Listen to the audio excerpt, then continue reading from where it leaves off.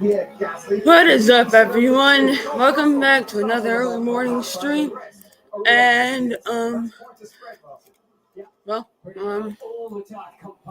me see.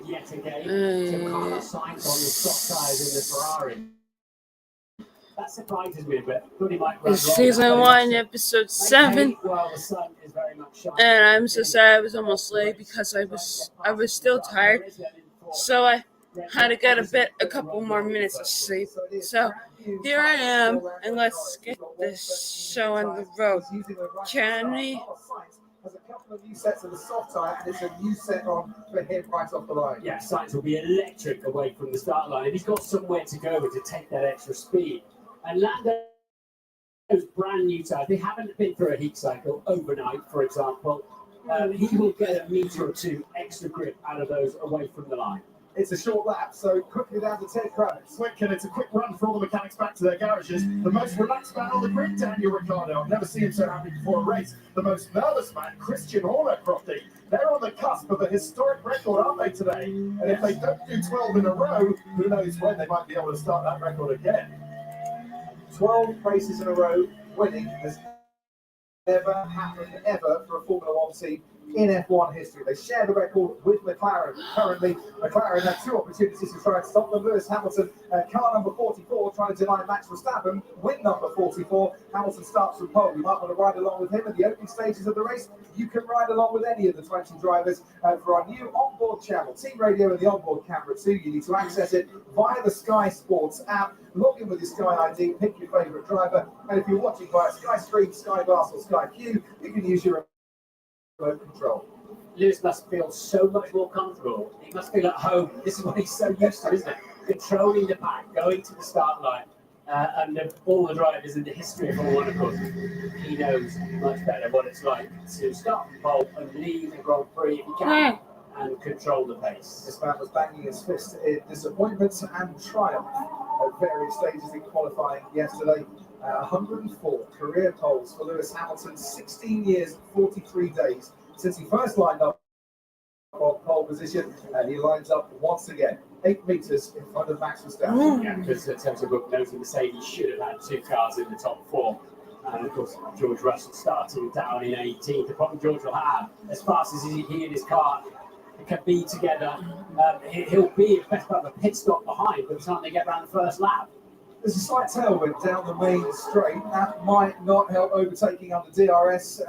We'll keep an eye on the wing. You can see the flags on the right-hand side of your screen. And Max is a little bit further forward in his grid box than he normally is. See what happens then. It's lights out, away we go. Hamilton gets away brilliantly, as does Valtteri Bottas. Oh, wow. What is that? What the? Oh. Oh no! Caution! Piastri then had a nice clear space. Lando Norris had the idea, and he just didn't have the space to do with it. And our pole sitters down to P4. On the first lap, we already have a caution. Okay, green flag.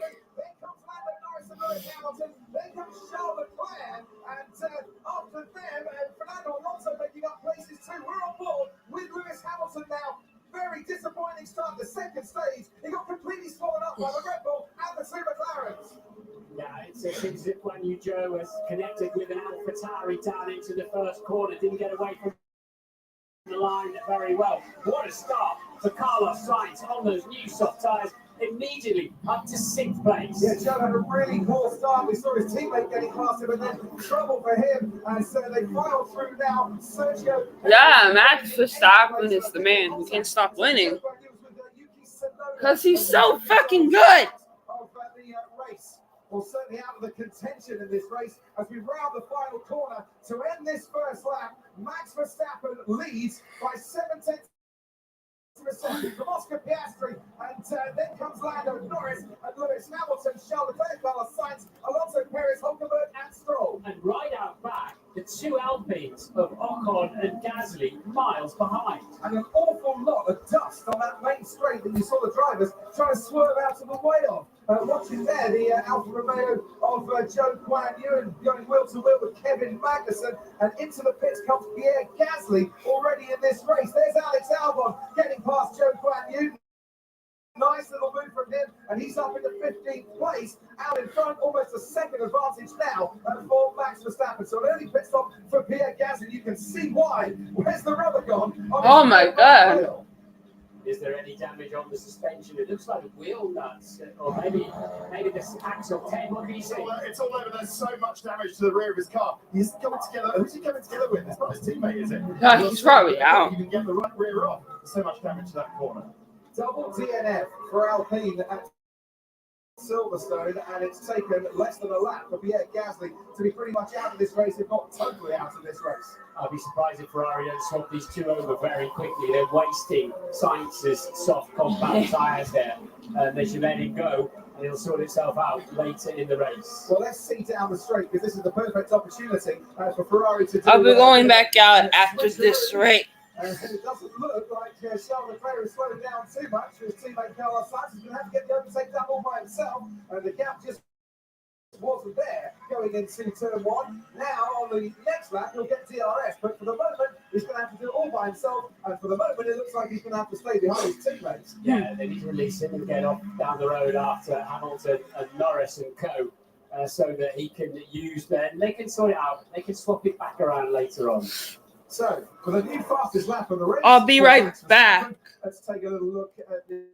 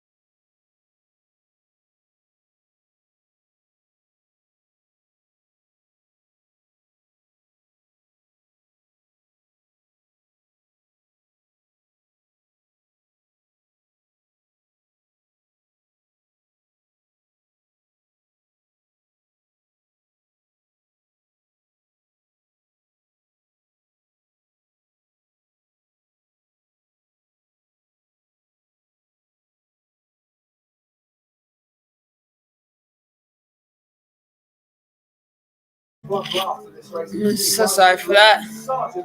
It's just that I had to. 16th place is along the straight we go. Uh, The DRS. well, Extra 10 mile an hour oh, advantage for Sergio Perez. Wait, yeah, but I had to do something real quick, so. Just positioning his Aston Martin very nicely indeed to keep Perez at bay. And Perez has got DRS for a second time. And once again, Alonso wants him to dance the long way round. And once again, Perez can't make that move. Now tries down the inside. And Alonso's got that covered as well. And we saw a couple of years ago, didn't we, Martin, just how stoutly Fernando Alonso could defend at this track. So Sergio might be in for a bit of a long, frustrating stint. Yeah, he's going to have to give up a bit on the way into turn one, is Sergio Perez, and duck back underneath and get that double dose of DRS down to turn two with better traction out of the first corner. I think he took so much speed in, he wasn't able to really come back underneath the Aston Martin. What's going on at Ferrari? You mentioned the site. After this race, I'm going to head out again. Oh, both. So not just one, but two. These two, blah, I can't speak. So Gasly and his teammate are both out, actually. Damn. Daniel Ricciardo gets caught up in it, falls back from 13th to 18th. Anyway, yes. I'm going to, well, Russell up to 13th. Head out once I finish. Once this race is all finished up. So we have 18 cars in the lap. Also, can you imagine if Max Verstappen actually crashed in one single race? That the overtakes can happen in these early stages at least.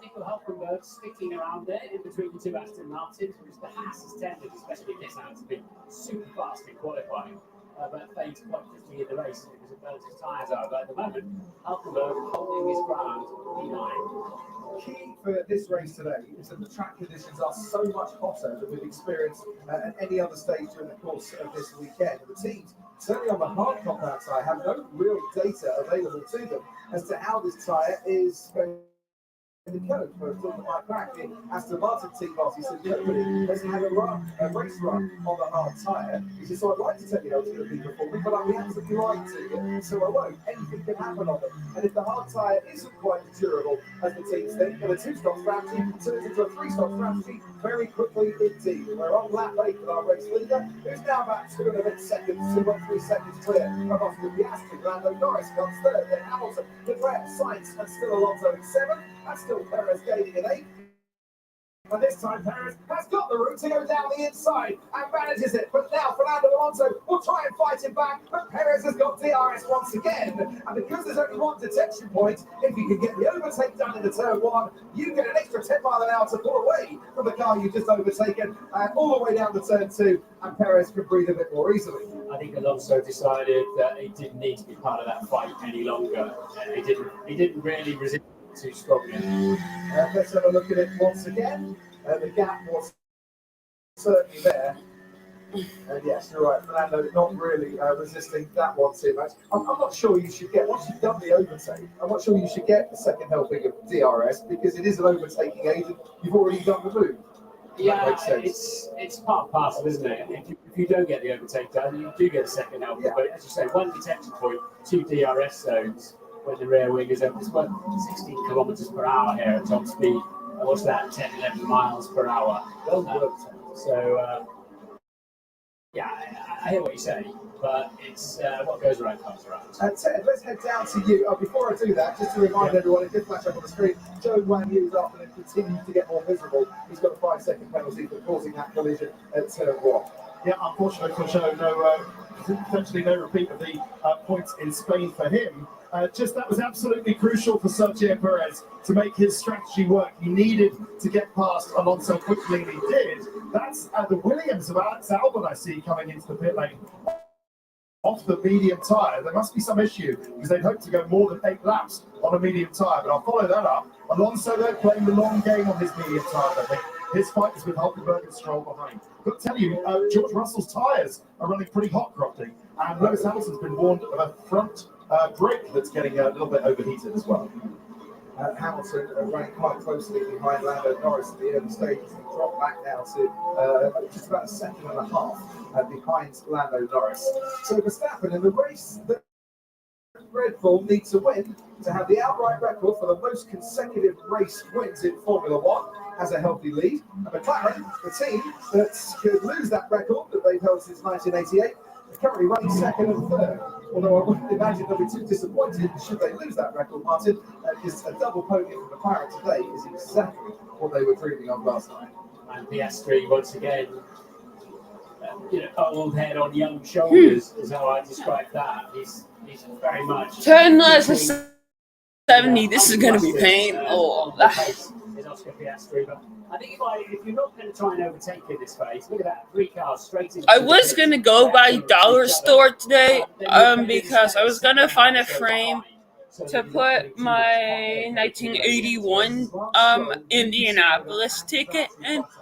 But yes, I'm going to head over there today. And they're already open because they opened like 16 minutes ago. Besides, it's Sunday, and they opened up around like 9 a.m. 7.3 seconds, not sure what the problem was there. And Valtteri Bottas will come out ahead of him, and just ahead of the Williams of Alex Albon. So maybe they were also reacting, certainly in Bottas's case, to that early pit stop by Williams and trying to stop the undercut that Alex Albon was trying to put on Valtteri Bottas. And because they're watching each other closely, they know their main race is to try to get 8, 9, 10, steal a world championship point or two, and that's why they react to each other, even if it's counterproductive against, say, the leaders, for example. It doesn't matter. They know who their real race is. As good as that start was, and his position Sierra. I think it's too early. It's not going to work. Okay, that's good. Is that switching strategy? Not switching position as in with Charles Leclerc? They're going to do that, but they've done that 3 laps ago, surely. And knows a bit about the steering wheels. What do you reckon, Anthony? Anthony, sideways control. Yeah, so just a little bit of information on the Ferrari drivers there. Leclerc was told earlier on to extend his braking a little bit into turn 1. It seemed that Sainz was getting some time on him there, and since that has sorted the problem out, so that probably it makes sense that he's managed now to pull away over his teammate. Meanwhile, Lewis Hamilton told his team, look, I don't really have the pace to overtake the 2 McLarens at the moment, but he's within the fight, isn't he? He's got the speed to stay with them. Just not enough for sure. Mount an attack. He's going to need a bit of time. Just saying. See what juice he's got left on those tyres. Yeah, that's what I was saying, really. If you're not, so Leclerc is using medium tires, and Sainz's has hard. Wait, no, that's not hard. It's soft. Never mind. So you better just ignore what I just said. And then No, I'm Second place currently for Oscar Piastri, running higher than he's ever done in a Formula 1 But you know, Lando Norris is looking for a win. Max Verstappen doesn't keep winning all the damn time. You're not going to accuse him of getting a nosebleed. He's that high up in the order. It's very calm. When we saw him earlier today as well, Martin, and the man racing here for the first time since 2020. He never raced here in F2. But he just looks so at ease, doesn't he, in the position he finds himself. And of course, he's a rookie at Formula 1 and didn't race anything last year. Whilst waiting, having won the F2, whilst waiting for a Formula 1 seat. So, which looked like it was going to be Alpine, and somehow they got that wrong. And he's ended up doing a fine job for McLaren. The fastest lap of the race goes to Valtteri Bottas. You remember he's just pitted and has gone on to the hard compound tyre.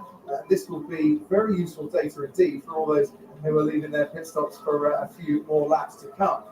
The Alfa Romeo, the sad fact about the Joe brand new collision and the fact that Valtteri Bottas got caught up in it is that Alfa Romeo aren't getting the chance to show their pace at the sharp end of the grid. And they've had the car this week that's really reacted well to this particular circuit. Yes, it's just suited, and there's so many corners there are similar. And if the car's working in one corner, it's going to be working very well in 7 or 8 corners, but not so much for Carlos Sainz at the moment on those soft tyres. they're now beginning to hurt and appearing ever larger in his mirrors, is Sergio Perez's Red Bull. So we head on then to lap 13 of 70 here in the Hungarian ring. 18 are still running. Esteban Ocon and Pierre Gasly, the two drivers colliding, the two Alpine drivers colliding through no fault of their own really at the first corner. That crash ended Pierre Gasly's 22 consecutive classified finishing run. It's got two cars that didn't see the checkered flag in Austria, two cars that didn't finish in Silverstone either. A double DNF here that slipped down to 6th place in the championship of Alpine. They do have a healthy gap for themselves as Williams currently in 7th. But, all right, there's my phone. Looking for maximum pace. Here it is. Maximum pace for the target for that. Everyone goes fastest on a fresh set of tyres, back in 18th and last place at the moment. It tells you the benefit then of having used some of your fuel load and getting fresh tyres on as to how much faster you can go. that message to Oscar Piastri, Tom Stallo, his race engineer, is that they don't need to be managing the pace quite so much now. Tyres are fine. Go and attack, Oscar. Yeah, that's sort of McLaren's equivalent of hammer time, isn't it? It's performance. I wonder what was going through Todd's mind when he looked up and saw that big Ow. old thing coming in. I don't think I've ever seen anything. Sorry about that. Many of the mechanics at McLaren. So I'm loving this developing fight between Lewis Hamilton and the two McLarens. If Hamilton wants to switch, was on a 3-stop anyway. The next lap or two, I think we might see his pit window open and him come into the pits. Coming into the pits is Logan Sargent, following his teammate Alex Albon a few laps later. We complained those tyres are starting to go off.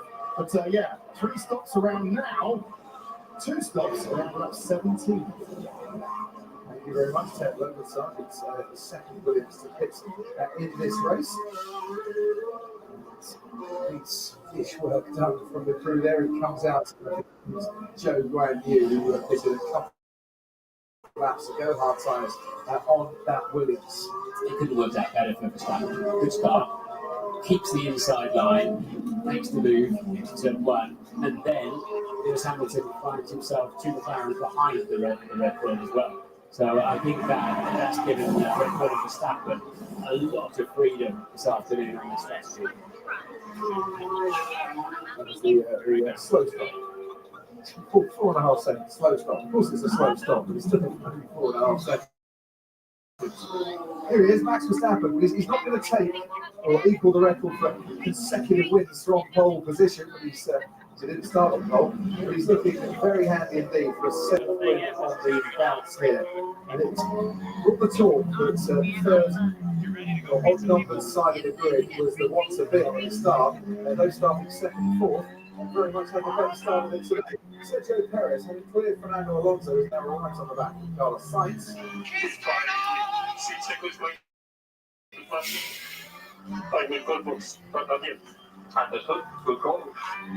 So just stand by the end of this particular lap. You might see Carlos Sainz coming in. Yeah, Carlos doing his own race management there. He's made a decision. He thinks he's going to get taken, but what he wants to do is get further into the race. A 70-lap race, and we're only on lap 15 before he puts on another set of tyres to chew up. I'm told by Anthony Davis, who's got the team radio on a Ferrari currently, that they've delved into the filing cabinet of strategy down at Ferrari, and it's plan B they're going to with Charles Leclerc. So we can actually assume that the Sierra S was a setting, a power setting. They wanted to back off to what they didn't want to do. Carlos Sainz is coming in then. While he comes in for a pit stop, let's go to Christian Horner on the Red Bull pit wall. Sergio doesn't need to do any overtaking here. Carlos Sainz is pitting instead. And your man out in front is 7 seconds clear. Tim said you were looking nervous, Christian, at the start of this race. Have the nerves dissipated somewhat now? Yeah, I mean, it was a great start by Max to get into the first corner first. It was obviously pretty tight, but a great start from him, and obviously Checo's making good headway as well. Was there actually contact, do you know, between Max and Lewis down in T1?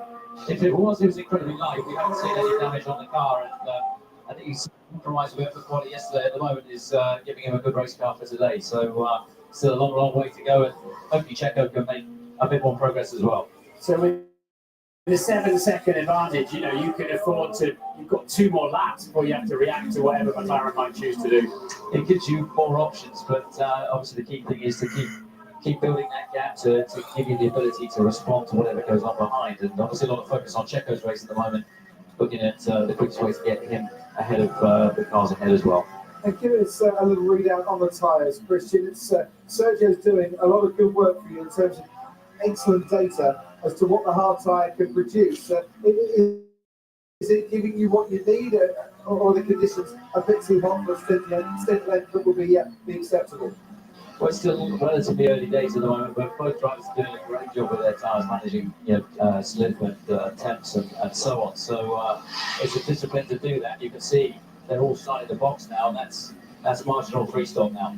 I think you could be right. Cheers, Christian. We'll speak to you in a little while. Sergio Perez goes through. Alonso goes through. They haven't pitted yet. George Russell goes through. Hulkenberg is coming into the pits, and Lewis Hamilton, you saw in the pits, should come out onto the track ahead of Daniel Ricciardo on the track, and ahead, crucially for him, of Carlos Sainz, who already boxed. There is Daniel Ricciardo, who's running down in 10th place currently, or 9th place, I should say. Hamilton just ahead of him, and I think it was very important that 2.8 seconds did become a 3 seconds stationary stop, because Hamilton will be behind the AlphaTauri. Indeed.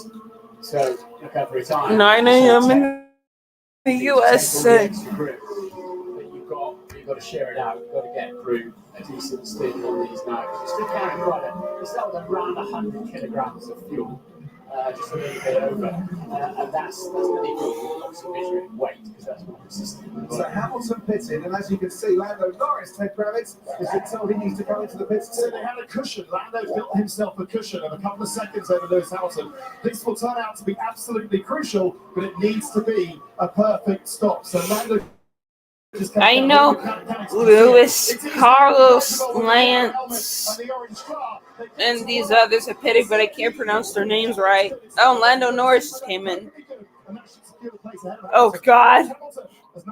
Here comes Red Bull's teammate. It's a slow stop for Charles Leclerc. Had to reach for the spare wheel gun, didn't they? And that's going to cost Charles Leclerc 9.4 seconds stationary as into turn 1. Lando Norris goes onto the racetrack now, and he is just ahead of the Mercedes of George Russell. Leclerc comes out onto the track. That's the Alfa Romeo of Valtteri Bottas, who will slot in just behind him. They're going to have to start again with the pit stops down in McLaren, because Oscar Piastri is coming in next time, and then Charles Leclerc battling away here with Valtteri Bottas. That slow stop has put him into a part of the track that the Ferrari strategists were not expecting.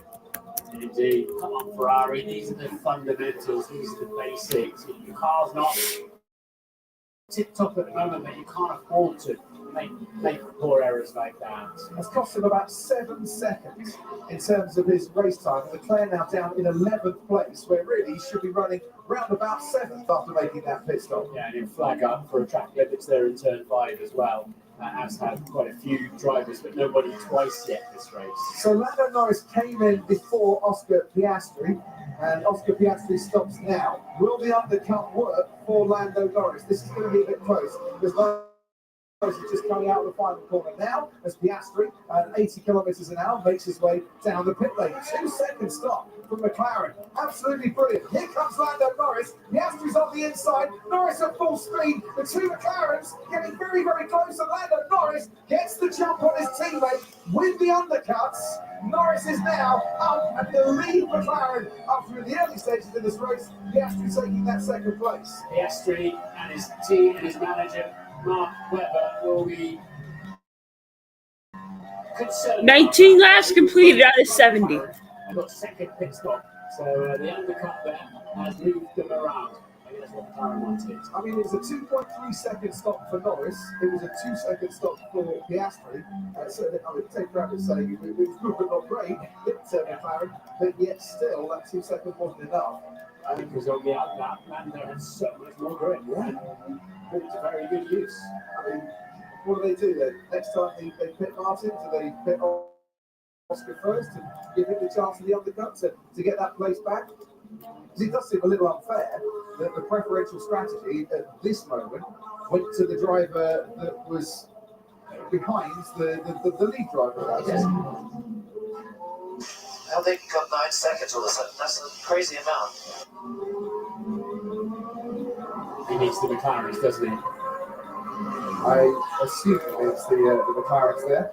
George Russell hasn't pitted yet, by the way. Currently running in 6th place. He started on the hard compound tyre. Lando Norris setting fastest laps and fastest laps. And so Oscar Piastri just sat very quiet in the car, not complaining about what happened at all. We are heading down the main straight here with Charles Leclerc, who's got Lance Stroll in his sights. For one moment, thought that the gap might just be there into turn 1. He's got DRS once again. There he goes.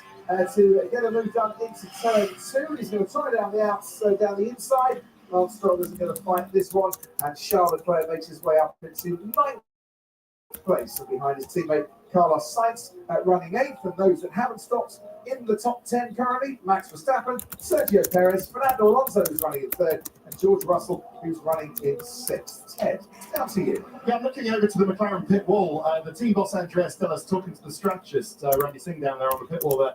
Crofty, I'm just thinking, the discussion must be that it was 2 things, wasn't it? It was an amazing outlap from Lando Norris that got him the undercut, fastest lap of the race so far, and it was the fact they had to cover Lewis Hamilton. So maybe they'll be discussing what they do in the next stint, but well, maybe they won't. But Lando kind of made it a lot better for himself with that outlap.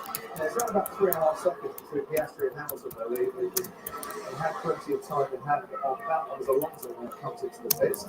And well, can he get out after a super job managing those medium compound tyres and ahead of his teammate Lance Stroll? I think that's the target for Aston Martin. That's the double winner here at the Hungarian ring, makes his way onto the track. A little bit slow, wasn't it, for Fernando Alonso? He comes up behind Lance Stroll, behind Valtteri Bottas too. Bottas' early stop has put him back into the top 10 here, but he's going to suffer for that later on in this race. Potentially, he might have to do a 3-stop where others around him doing it too. So Alonso, 3rd, comes back out in 11th place. What would you want me to do here? For the moment, look after the tyre. Priority target lap. We want to get to plan A target lap, Which will be a 2-stopper, and we don't want it to come in before that. So basically, Piastri saying that I'm going to go up, I'm going to try and I'm a racing, and basically, so it's the lap time that matters now in the track position. And he's about half a second a lap slower than his teammate Lando Norris currently is Oscar Piastri, who seems to be doing a very good job managing his tyres in the first stint as well.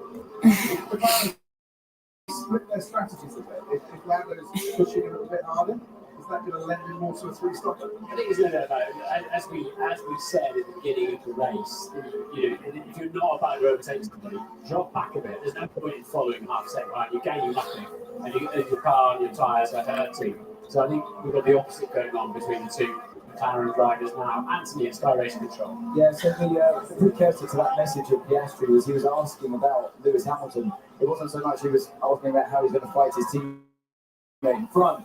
And he was told, yeah, look, Lewis is on the hard tyre as well, but it's not performing brilliantly for him at the moment. So just look after them. We're in the same race here as Lewis. That's our fight right now. Lewis with a 1:24.4 on the previous lap.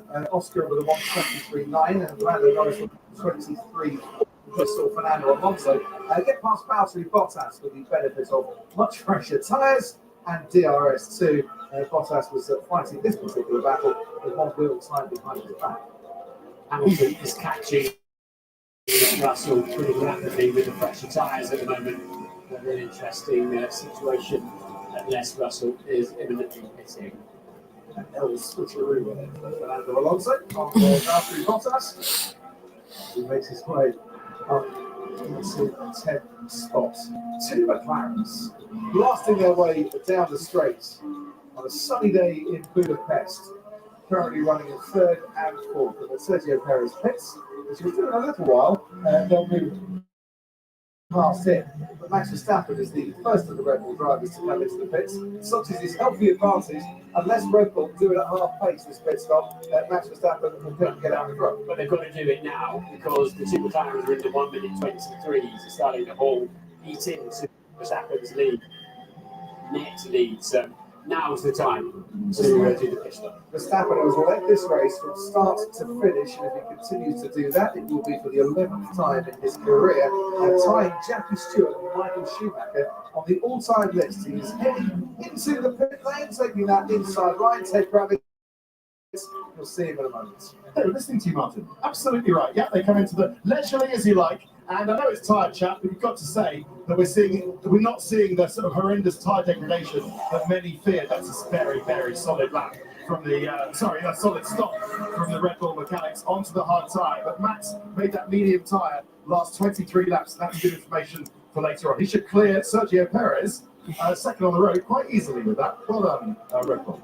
Yeah, we can't actually see Sergio Perez in the picture. Oh, there he is, just popping into it now as Max Verstappen heads back out onto the track. So two Red Bulls from two McLarens, from two Mercedes, from two Ferrari, from two Aston Martins. It's the Noah's Ark, isn't it? 2 by 2 by 2 by 2 by 2. So Lance is 2.4 ahead. He'll let us pass once we get to there. So they're on a completely different strategy, Lance having started on the soft side. Indeed. Yeah, Sergio Perez is heart sinking a little bit, because you'll see the other Red Bull ahead of him, and he's now a pit stop behind, effectively. Well, in reality. Yeah, having started, of course, ninth of this race on the hard tyre to start, so he'll hopefully claw back some of that. He'll hopefully claw back some of that when he goes on to the medium tyres, or even the soft towards the end of this race. And they're on lap 24 out of 17. It's that familiar feeling of Red Bull and Max Verstappen out in front with his teammate Sergio Perez running second. He was Austria for 3 laps, so Red Bull were running first and second. This man, George Russell, is quite an interesting character. Towards the latter stages of this race, whether he could finish top 7 potentially after a decent stiffness for George Russell on those hard tyres. Yeah, that traffic in qualifying wrecked Russell's weekend, didn't it? Wrecked his qualifying, wrecked his race. Sergio Perez only qualified 9th, at least he was in Q3 for the first time since Miami when he took pole. And he pits as the two McLarens move back up into the podium places. The two Mercedes move past Sergio Perez down the straight. The two Ferraris should do that as well. Or one of them at least, actually. So Perez slots in ahead of Charles Leclerc, and that 9.4 second stop at his first pit stop becomes ever more of a pain in the backside for Charles Leclerc, because he has now been overtaken by Sergio Perez on the road here. Perez in 7th place and on a medium tyre, so watch out Carlos Sainz and George Russell. Where am I losing all the time? I'm just car slow. So a lot of it is straight line, then turn 11 and turn 14. Turn an inch down. So next we are doing things to improve the temp situation. What can they do then to improve the temperature situation on the engine? Take your foot off the throttle? Yeah, you can lift and coast a little bit. The aerodynamics slow the car, then drag slow the car down. And you see keeping over the top there as George Russell letting him through. Obviously, they're on different strategies. Okay, so we let Lewis through this one. I mean, you're not allowed to make changes to the engine from qualifying at the race, but there is a proviso in the regulations that you can make alterations should you need to for reliability issues. Yeah, you can turn the power down and probably be able to do this on the engine modes. So, yeah, it's basically you're going to restrict my power usage. A very frustrated Lewis Hamilton from pole, now 19 seconds off the lead and falling away from the McLarens by 11 seconds at this stage. And feeling obviously quite helpless in the car. And it must be a horrible feeling, especially after the jubilation and the euphoria of taking pole position yesterday. He's come back to the track. His car is a completely different animal on this Sunday afternoon. Yeah, Mercedes been quite good in race trim, hasn't it? But that was a Lewis lap yesterday. I mean, that was a under pressure, right time, hooked it all up. As I said on the grid walk, he wasn't fastest in any sector, and in the middle sector, he wasn't even in the top three. He just put it together at the right moment when the track was good. He didn't make a mistake, didn't get a track limit. So I think that was Lewis outperforming the car. 27 laps completed. Max Verstappen just crossed the line with a 1:23.7. Lando Norris has matched that to about 2/100ths of a second, and Oscar Piastri about 500ths of a second slower. There's a bit of time management going on in the top God, with them all doing very similar lap times, and Lewis Hamilton just a couple of God, this yawn is killing me. Here we go, Sergio Perez and Carlos Sainz down the main straight. Perez is on the inside here. This is going to be a bit nip and tuck, isn't it? Oh, he gets his elbows out, Sergio Perez, just to give a slight nudge, I think, towards Carlos Sainz mid-corner there and take the place from the Ferrari driver. And then they started on hard compound tyres, of course. He's now gone on to the mediums where the car's in front of the car, in front of him and the car behind him. And he's even feeling the need to clean the tyres where they were squabbling through turns 1 and 2. Heading up to turn 4, and that was what the weaving. It can't be for temperature, it must be for cleaning. But I think what happened there is Sainz got a little bit tucked up behind Russell, who's out of sync, hasn't pitted yet, and that left it vulnerable to Perez. There's a lot of marbles appearing offline. Just a elbows out from Sergio Perez. The more you go offline, the more bits of rubber you're going to pick up on your tyres, the more that's going to hurt your grip. That's what Martin was explaining so well. No notes there. At least 3. Yeah, and Carlos would look at that and wish he'd have gone hard right a little bit earlier. But easy to say when you've got an overhead camera view or a different camera view, because the cars are at 5 meters low. And if you slam across the track, you've got to be careful. But he probably needed to pitch that one a little bit earlier. Now Leclerc is catching Carlos Sainz while he's been busy fighting a rearguard action against Perez. So you've got the Mercedes of George Russell ahead of Sergio Perez. I don't know how much longer Perez has got DRS now, and he's looking to try and dive down the inside. He's going to make that down the inside too. Russell is still there. Perez has got much fresher tyres. Oh, and Russell really hangs that out for a lot longer than I thought he was going to, and made it difficult for Sergio Perez. But George Russell has been running these tyres right from the start of this race. Just didn't have the traction to stay with the Red Bull all the way from turn 3. This is Perez in very aggressive mode, trying to put right what's happened to him in recent races, especially in qualifying. We've seen some very feisty moves there from Sergio Perez. He's on a mission. Can he get near the podium? Well, he needs a lot more of this down the inside nicely. George Russell hung it out as long as he possibly could. Sergio gave him space.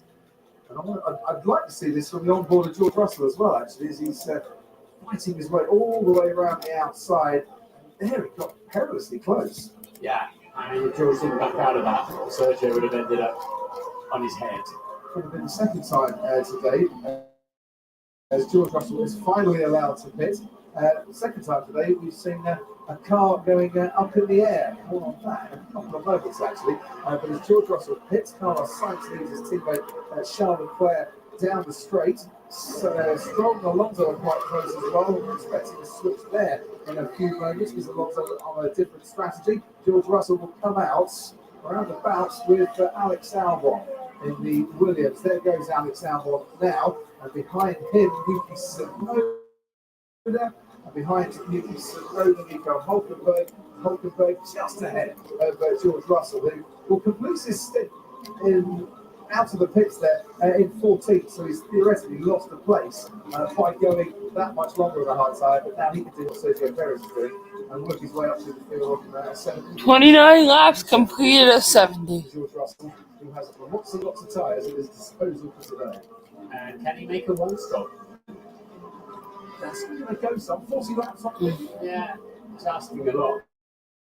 Does he need to? But he certainly should. Dispatch those few cars ahead of him in quick order.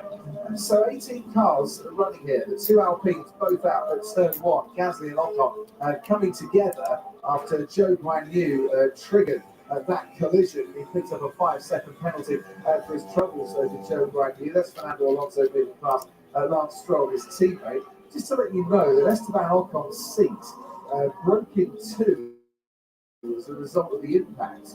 You saw the back end of the car rising up and then hitting back down on the ground again. He's up to the medical centre to get his back looked at and to be examined. We'll bring you news of that as and when we get it. We hope that Esteban is absolutely A-OK and fine. And just a little bit shook up, but nothing more serious after that particular accident. George Russell makes his way past Nico Hulkenberg as they head out of turn one. He's back up in the 13th place as Daniel Ricciardo wins for a second time in this race for AlphaTauri. Brilliant. Well, I'm looking at that Ricardo stock. He's only done 11 laps on this hard tech tyres. So that's weird. He was closing Logan Sargent down quite nicely, but that's a bit odd. I will go and investigate. Is that what? Do you think that could be a strategy thing? Just hit him and then get him back out in clean air and stop him I just wonder that he behind the rear wing. Yeah, maybe he just seemed to have no pace really. He was between a second and half a second behind Logan Sargent. 2 seconds. Just very limit. He's gone fishing. I didn't hear him. So just reel it in. Okay. So I think it's just that the AlphaTauri wasn't working with Ricciardo on the hard tyre, and that medium one might see a bit more pace for Daniel Ricciardo. You know, he did the job for them in qualifying. He's not going to score a point. Yuki Tsunoda might do if he can get closer to Alex Albon. I've got to say, Sergio Perez really is starting to reel in Lewis Hamilton quite steadily now. It was a second the last lap he took out of Hamilton. Now he's taken half a second that last one. The gap now 4.4 seconds, Perez behind Hamilton. That's going to be a fight anytime soon. Thanks, Ted. George Russell makes another move. This time it's on Yuki Tsunoda. Perez is now, just over 4 seconds behind Hamilton. Lewis Hamilton starting to gain a bit on Oscar Piastri too. I know there's about 8.5 seconds gap, but the lap times are quite in Lewis Hamilton's favour. I think Oscar's been on the radio, Martin, to say it doesn't feel too good at the moment. And Lewis's tyres have been on since lap 16, but Russell beginning to forge back through the field as we expected. And I think this is also becoming a statement drive from Sergio Perez as to where he's still really at. He's driving beautifully and obviously hunting down Lewis Hamilton now. A lot of British fans here at the racetrack this weekend, and we've been talking to them all weekend, and quite a few of them have got the gold suits down by turn one. Initial thoughts on this compound? It's a fairly good track, but the track feels definitely a bit more stiff. So it's easier to get the moment or whatever. Understood. And these are brand new construction tyres. They have been stiffened up a bit, so it's affecting the increase in the loading as the team put more and more downforce on the cars. And we've been running the new construction since Silverstone last time out. Yeah, because the hard compound would have been the medium last year, wouldn't it? So everything's a step softer in the compound, the rubber on the surface. It's the construction of the tyre, the carcass of the tyre that's been made a little bit stiffer for the Silverstone, as you say. Out of this comes Alex Albon, and maybe in response to that AlphaTauri stop of Daniel Ricciardo, he's decided that they need to get a change of tyres on Albon. That's the second time he's been in the pits too. A few drivers being not warned, but having lap times deleted because of exceeding track limits. I haven't seen anyone get to 2 or 3 yet, but Piastri, Magnussen, Sargent, Stroll, Perez and Norris all exceeding track limits. I think Norris is on 2 now. We're off the top of the screen here, aren't we? So yes, I think Lando's on 2 indiscretions. After 3 you get a warning, after 4 you get a penalty. And in 4 laps time, Sergio Perez to arrive on the scene with Lewis Hamilton. He continues to chip away at Oscar Piastri's advantage by about 4 tenths on the previous lap. Charles Leclerc is the next one to go over the track limits at turn 4. Fastest man on the track in the last 2 laps, and especially that one, he's the fastest of the race. George Russell is beginning to really fly. He's 51 seconds off the lead, but he's really got a bit of clear air now, and coming quickly back towards Bottas, Stroll, Alonso. And out in front, Max Verstappen at the moment, even if the tyre does feel a little stiff, is lapping round about a second a lap quicker than Lando Norris, and a bit more than a second and a half over Oscar Piastri. You know, I'm not hearing this said too much more on the radio, but it wasn't feeling totally 100% with the handling of his car. The McLaren's only really loved that medium compound tyre this weekend, hasn't it? It's been mighty on that, not so good on the soft in qualifying, and certainly not so good on the hard compound in the race. I think there's a long way to go in this race, to be honest. 10th to 2/10 quicker than the Ferraris. Yeah, let's put some pressure. Yeah, sounds good. Fernando Alonso's up for the fights as Oscar Piastri goes over the track limits on his latest lap. Alonso's up for the fight, but not even at half race distance yet. But what we've got once again is a race of strategic tyre management before the reins are let loose towards the end. Indeed, and Piastri has indeed been on the radio to say, I want the medium compound tyres next. I'm not surprised. Last driver to take a maiden podium finish in Formula 1 was George Russell at Spa in the race that had no overtakes in 2022. Last one to do it in the proper race was Esteban Ocon at the Sakir Grand Prix in 2020. The last driver on the podium in their rookie season in Formula 1 was Lance Stroll in 2017. That's one of the few podiums for Lance Stroll in his Formula 1 career. We mentioned that because this man's teammate Oscar Piastri is still running in third place and looking good for a podium this afternoon as we hit half race distance. Teammate Lando Norris, since the undercut was executed superbly well by him at the first round of pit stops, has managed to increase the gap to about 7 seconds now between himself and Oscar Piastri. But the McLaren just can't live with the pace of this little stint on the hard compound tyre of the Red Bull of Max Verstappen, which is marching onwards and onwards towards that inevitable 12th consecutive race win. And then with McLaren, they've got to be concerned that both Hamilton and Perez are starting to come at them rapidly. There we go. Very nice indeed. George Russell on Valtteri Bottas. Doing his best, but nothing really to fight with, considering the age of George's tyres after he pitted, 5 laps ago now, George Russell. Surprising when focusing there to went on board with George.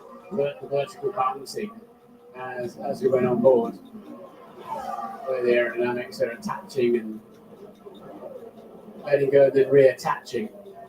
And that was easy enough. You've got to leave the car's width on the outside, and that's exactly what he did. Sky Race Control, Anthony Davidson. So, what's caught your attention? Well, it's interesting that Piastri has been asking him to go back onto the medium tyre, and his engineer came on and said, look, you're going to need to drive to a target lap time. Whatever that target lap time is, we don't know, but he's been told drive to a target lap time if you're going to make that strategy work. Piastri feels happy on the medium. They asked Norris what he feels happiest on. He said he's happy on the hard tyre. So, but Piastri, he's going to have his eyes full in a minute between Lewis Hamilton, that fight there, and Sergio Perez, as Perez continues to catch the Mercedes driver. Lewis, meanwhile, has been told to lift and coast, unfortunately, for the rising temperatures. So he should be, unfortunately, easy pickings for Perez. Gap is 7 seconds. Podium's on. Right, so that's the scenario, isn't it? Oscar Piastri will need to go, I would imagine medium tyres, he's going to need to go to around about lap 45, 46 before he can put the mediums on Martin, and he's going to hope that Lewis Hamilton can do some defending against Sergio Perez. Lance Stroll is easily going to make the move here on Kevin Magnussen and does so, but Hamilton is not really able to defend too much because he's having to lift off and coast into the corners that much earlier to sort the temperatures out. Absolutely. Perez can finish second there, He carries on with the pace and the aggressive overtakes. Nobody's going to get anywhere near Max Verstappen out front, all things being equal. But I think the two McLarens are now beginning to look over their shoulders. Hamilton and Perez coming out. Hasn't finished, and there he is, Sergio Perez, in the top two since Miami. The race he started on pole at the last time before this one, where he reached Q3. That is the advantage that's been chipped away at by Sergio Perez in the last few laps, around about 4 seconds. Perez has gained on Oscar Piastri in the last 3 laps. There's only a second and a half now between Hamilton and Perez. He's going to be in DRS range of the Mercedes very swiftly. And if Hamilton and Perez can keep this kind of pace up, there'll be a pit stop ahead of the Ferraris. They'll have the luxury of being able to stop and remain ahead of the Ferraris, should that be the case, about 10-12 laps from now. Once again, really for the second race running, the Ferrari is not really figuring in this one. Not helped, of course, by that near 10-second stationary stop for Charles Leclerc when something went wrong with the rear left wheel gun, and they had to swap to get to the backup. Ted, let's go out to you. Thank you, Yes, good recovery from Charles Leclerc, as we said after that rather disastrous pit stop. I did get an answer from AlphaTauri about why Ricciardo pitted after only the 10-11 laps on the hard tyre. It was just the strategy, and it's worked to a degree. He's passed Logan Sargent in that strategy move. So Ricciardo now, he was behind Logan Sargent. They both made their second stops, and Ricciardo is now ahead of Logan Sargent and 7 seconds behind Albon. But Albon is going hard at Kevin Magnussen ahead of him, and I think Albon might be able to get Kevin Magnussen on the next lap. Franz Tost, the AlphaTauri team boss, not really expecting Daniel Ricciardo to be fully up to speed on his return for the first time since Abu Dhabi last year, until he's had about 4 or 5 races currently in this race. He's a fair way behind his teammate Yuki Tsunoda, but he is a pit stop ahead of his Tsunoda's one. Okay, Lando. What are your thoughts on Plan A versus Plan C? Yeah, it depends what everyone else is like, to be honest. The tires are not bad, but they don't feel that good. Okay, understood. So, as we see some wheel-to-wheel action down that main straight, Kevin Magnussen has been passed by Alex Albon, who moves his Williams up into 15th place. What could Plan C be? An earlier or a later stop and keeping the same strategy?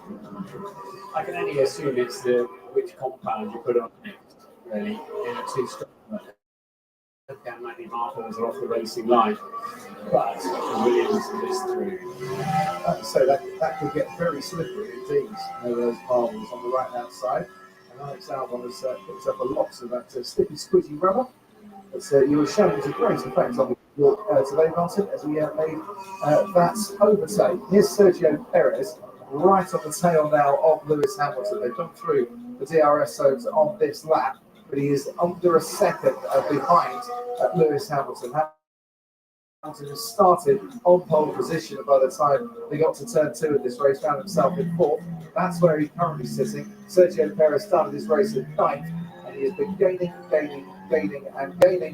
to great effect in the last few laps since he went onto the medium compound tyre. He's running a counter strategy to the rest of the top 8. Stroll gets past Joe Guan Yu, who has pitted. Hulkenberg is pitting now too. As we turn our attention to the run downhill to turn 12. Is there any way Lewis Hamilton can try and fight against Sergio Perez down the straight? We know that the Red Bull has paced down the straight. We know that DRS advantage here is about an extra 10 miles an hour. So there's the detection point. Sergio Perez under the second margin as he goes through that detection point, and that's rear wing will open. Sergio Perez will get the benefit of that extra 10 miles an hour. It's already shaved off about half a second in the course of one straight in terms of the gap between Hamilton and Perez. Now, because there's only one detection point, he's got another shorter straight to try and get past Lewis Hamilton. By the time they get into turn 2, the gap is 0.4 of a second. So Perez needs to be probably about 7/10 back to make an overtake with DRS next time they come around. Perez should have a lot more grip. Here's medium compound tyres went on lap 24. And Hamilton's hard compound tyres went on lap 16. And 8 laps around this place. There's a long way. The thing is, though, he'll have more grip, Martin. It's really the part of the track where it's so difficult to follow, isn't it? To try and keep as close as you possibly can to the car in front. Because there's so many corners and so much turbulence coming off. Yeah, and these ground effect cars are better at following. We saw that in 2022. But as the teams inevitably load up the upper aero surfaces, we're losing it. Followability. follow ability. I think it's great. But nonetheless, they are better than they were pre-2022.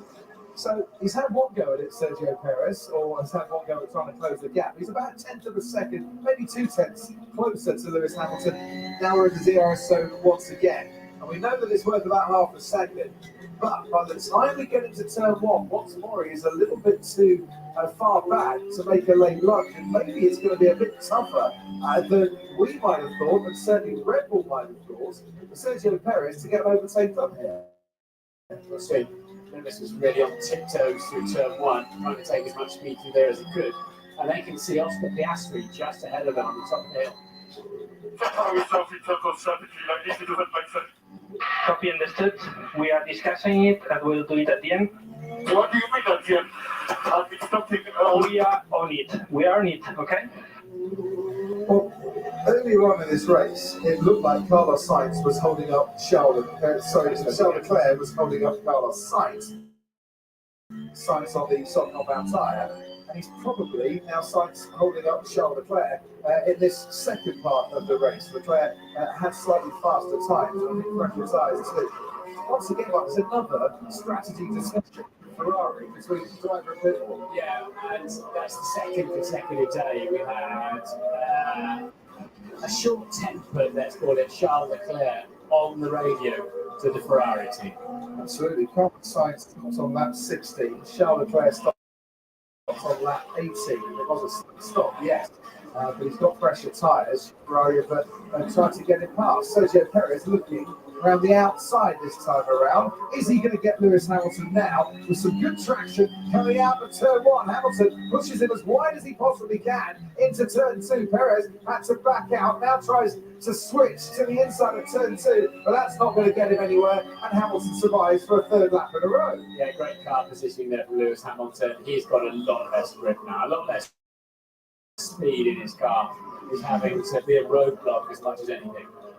Lewis has got obviously the ability to press the overtake button to deploy more electrical energy from his power unit, but obviously he's not overtaking, he's defending with that. Perez, I assume, has exactly the same tools at his disposal. If he's using electrical energy to get that much closer, can he do it for a second lap in succession? They'll both be, I guess, depleting their batteries in defense and attack. And yeah, you can see that with Lewis's car. You get to see the car loiters on the apex, just kind of suspended animation almost, while he's and they're pitting them. They're pitting Perez. So this is a move to undercut the Mercedes, and it also then reacts to McLaren. Piastri is in the pits. Ted. So Piastri comes in. McLaren have been thinking about a pit stop, seeing that Lewis Hamilton was doing a bit of a favour. It's slow for Piastri. A second or slow. He's ahead of. He's still ahead of Perez though. That worked just about okay. Mercedes were thinking. Carry on properly. Ted, 1.9 seconds. Sergio Perez. Yes. That's 9/10 of a second faster than Oscar Piastri, and that's why they've come out so close together. Piastri and Perez. Hamilton's done a really good job there to try and defend against Sergio Perez, which would have been helping Oscar Piastri. But that work in the pit stop there has really done Perez a favour in terms of getting him that much closer to the McLaren. Yeah, and McLaren will be extremely keen to get Norris in and give him a fast stop right now. He's got a lap with anybody ahead of him as Norris, as we watch Lance Stroll making his way past their Yuki Tsunoda, of course.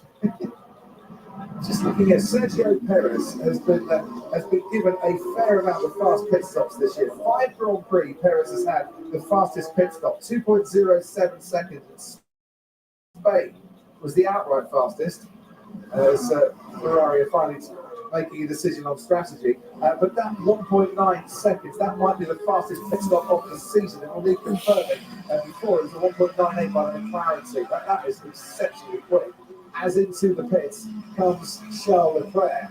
So Ferrari have made the decision, and Leclerc now coming in. Ted Travis, let's head down to you. Yeah, so McLaren have decided not to pit Lando Norris just yet. The Ferrari is coming in, that's cleaner. That's nice of Ferrari. Bravo, Ferrari. That's much better. And then Charles Leclerc out there to rescue some more points from this afternoon. Followed by Fernando Alonso. Haven't really heard much from him, have we, Crofty? All race long, he's been stuck around the 7th, 8th position. He's in for his final stop. When's Lando going to box? Maybe the next lap. 3.3 seconds not time for Fernando Alonso, which was a little bit slower than he would have wanted. He come out onto the pits, and there's his teammate Lance Stroll heading towards him, so he keeps that in place. George Russell. Jesus Christ. Lando Norris. And this will be a key one. But Piastri tucked up behind Sainz, as is Perez at the moment. So that may be Norris a bit of breathing space as he pits. And it's going to be, as he looked his brakes there and was attacking the pit line, and it really was, it's going to be medium compound tyres going on for Lando Norris. As he comes into the pit box now. 45 laps completed. Teammate right behind Carlos Sainz, still Sergio Perez is on the It won't be long. trio as they make their way around the final corner. Some rapid pit stops today, 2.1 seconds for Lando Norris, who's got a hold of the pit straight pretty much between himself and his teammates. Yeah, so Piastri and Perez couldn't use the undercut because they were held up behind this man, Carlos Sainz, who was just about to pit. He has been released now, Sergio Perez and Oscar Piastri, to carry on their way. Perez has just set the fastest lap of the race. Charles Leclerc is hurtling down the pit straight and gets ahead during the pit stop to his teammate Carlos Sainz by using the undercut. Yeah, fresh tyres, so they pitted despite it. So Leclerc is running second in 2 rows, gets the first pit stop. This is Fernando Alonso's stop. I said it was a little bit slow. Look, they were trying to get the rear left tyre off. I think he had a bit of clutch to engage because the rear axle was spinning. So I think it's either a clutch issue or it wasn't fully disengaged with the clutch handle. Fair play to that mechanic for actually putting his hand down on there and stopping the wheel that was spinning around. And they managed to fill that with the heat-resistant gloves that they're wearing. These tyres are very, very hot when they come into the pits. Verstappen continues to lead from Lewis Hamilton, 32 seconds. The gap, those two haven't pitted for a second time. Lando Norris has. He's got a decent cushion over his teammate Oscar Piastri. You can probably feel the breath of Sergio Perez breathing down his neck as they head down the straight towards turn 1. And Perez is absolutely on a mission here to try and get past Piastri. George Russell is right on the back of this particular tail, and Charles Leclerc has been noted by race control for a potential pit lane speeding issue. And whilst that might be a fine when it comes to practice sessions, that normally results in a time penalty when it comes to the race. The stewards are now looking at that. Ted. Oh dear, we'll follow that up when we see. But what Lewis, who started on pole position, need to rescue his Hungarian Grand Prix? Well, he needs something to happen now that causes a safety car, and that's really what Mercedes are waiting for. 29 laps on this set of tyres. If he pits now, when he pits, will you? We'll keep the pace up, but just keep the pace up, time skip. This is as fast as it goes, isn't it? Just sums it up, doesn't it, Crofty? That's as fast as they could go in the race pace. But looks like they're not going to get a safety car unless something happens in the next 20 seconds. Hamilton is going to pit this back. Right, thank you very much indeed, Ted. Just looking, yes, they are coming out into the pit lane, and that's Mercedes garage. Well telegraphed, sir. Let's see what Sergio Perez can do then. Down the main straight once again. Oscar Piastri right in front of him and getting ever closer from the front wing of the Red Bull. You can see that Perez has got to go around the outside here. Piastri battling away with Sergio Perez. He's going to force him as wide as he legitimately can, but Perez has better traction coming out of turn 1 and makes his way past the Australian in the McLaren. Now, Piastri will try and fight this and goes off into the dust through turn 2. Trying to fight it as long as he possibly could. Had to back out just a little bit as Perez got aggressive and racing once more. Moves up into 4th place. Yeah, Perez, this is the old Sergio Perez, isn't it? The one we recognise. He's been really feisty, putting some great moves and being great. He puts his elbow out and just leaves it there. As Piastri now has a warning flag and track the limits. That's not really unfair, because that warning flag has come because he was going around the outside and Sergio Perez didn't give him a huge amount of room, and he's not exactly gaining an advantage here in terms of his race time. He's going any faster by being there, and that does seem a little too harsh, doesn't it? What's he meant to do in that situation? If he was stayed within track limits, Yeah, but so that his final warning was for turn 4, not for that corner, that's turn 3. So Leclerc has a 5-second time penalty for speeding in the pit. So Piastri was already under investigation. It wasn't that particular moment. But yeah, Perez has very. Did Perez push you off turn 2? Did you get enough room? Yeah, very much space. Good try, but that's not going to cut the mustard. just been limited by race control. Obviously, the stewards are looking at it. Just means that race control has noted it, and they've decided, well, we'll investigate, and if we need to prosecute, as it were, we'll send that over to the stewards. So 5-second penalty for Charles Leclerc, and that will put Carlos Sainz's teammate ahead of him with the race to finish now. We're on board with Valtteri Bottas down the main straight. Bottas currently running in 12th place behind Alex Albon on the fringes of the points.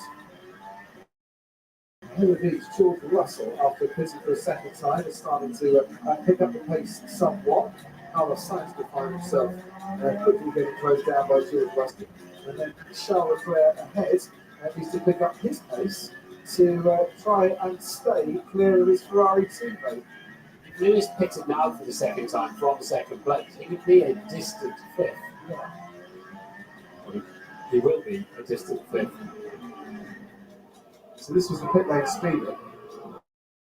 You see the lock up there for Charles Leclerc. They all attack as much as they can to try and save as much time as they possibly can. You've got to be at 80 kilometres an hour when you cross that white line. Yeah. And again, you can't have a margin there. You're in or you're out. Actually, track limits for Oscar Piastri. Yeah. Which I initially thought was when Sergio Perez rather nudged him towards the edges at turn 2, because the message took a little while to update itself on the screen. No investigation necessary, forcing on the driver off the track.